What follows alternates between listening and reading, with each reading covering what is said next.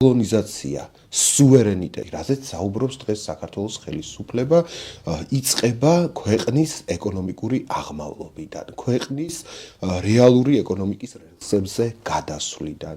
როდესაც შენ შეგიძლია შენ ქვეყანაში თვითონ აწარმოო მაღალი რანგის ტექნოლოგია, როცა შეგიძლია რომ მანქანათმშენებლობაში გადადგა პირველი ნაბიჯი, როცა შეგიძლია რომ თქვათ პურპროდუქტებზე სხვა ქვეყნებზე დამოკიდებულება შეამცირო. აი აქედან იწყება დეკოლონიზაცია. როდესაც შეგიძლია რომ მიაღწიო დასაქმების მაღალ მაჩვენებელს, როდესაც შეგიძლია რომ შენ მოქალაქეს მიცე ნორმალური განათლება, ნორმალური ჯანდაცვა, სახლი, კარი, მიცე ხელფასი ადამიანური. აი აქედან იწყება დეკოლონიზაცია, როცა შენ ყალიბდები ძლიერ ეკონომიკურ აქტორად დაკავშირებულს სხვებთან, მაგრამ გაქვს შენი რეალური სექტორი და სხვების ეკონომიკას არ ემსახურები. ქართულ ოცნებას არასდროს თავისი საქმიანობის განმავლობაში არ უთქვამს ის, რომ სურს საქართველოში ეკონომიკური მოდელის ცვლილება, სურს საქართველოს გათავისუფლება, თქვათ სხვა ეკონომიკების სასარგებლოდ მუშაობისაგან. ასე რომ მათი საუბარი დეკოლონიზაციაზე არის ტყუილი, არის ფარისევლობა და არის რაღაც სხვა საკითხის შეფარვის მცდელობა.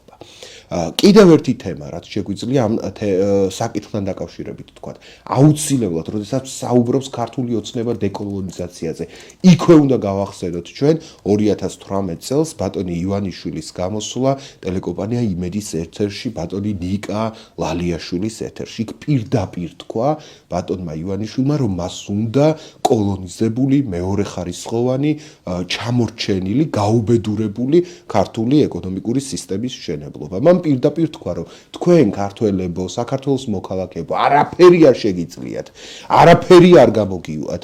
უნდა იყოთ ზაფხულობით უნდა ჩამოხვიდეთ საქართველოში, გასართობად უნდა ჩამოხვიდეთ საქართველოში, ქელეხში და ქორწილში უნდა დაბრუნდეთ საქართველოში და უნდა იშრომოთ სხვა ქვეყნების ეკონომიკისთვის. გიყიდით ბილეთს, გაგიშვებთ, მოგიპოვებთ შრომის ლიცენზიას, ასე შემდეგ იშრომებთ, დააგროვებთ ფულს და დაბრუნდებით. აი რაჭის მაგალითი მოიყვანა, რომ აი რაჭაშიო ხო ხალხი არ ცხოვრობს და ჩამოდის მუშაობს და მერე უკან ბრუნდება. აი ამ ტიპის ეკონომიკის მაშენებელი ხალხი დეკოლონიზაციაზე რო ლაპარაკობენ, აი ამ დროს მეხი უნდა ჩამოვარდეს ციდან და უნდა გაიხსნას ის მიწა, რომელზეც ისინი დგანან იმდენად სიცრუეს და იმდენად მაღალი რანგის ტყუილი.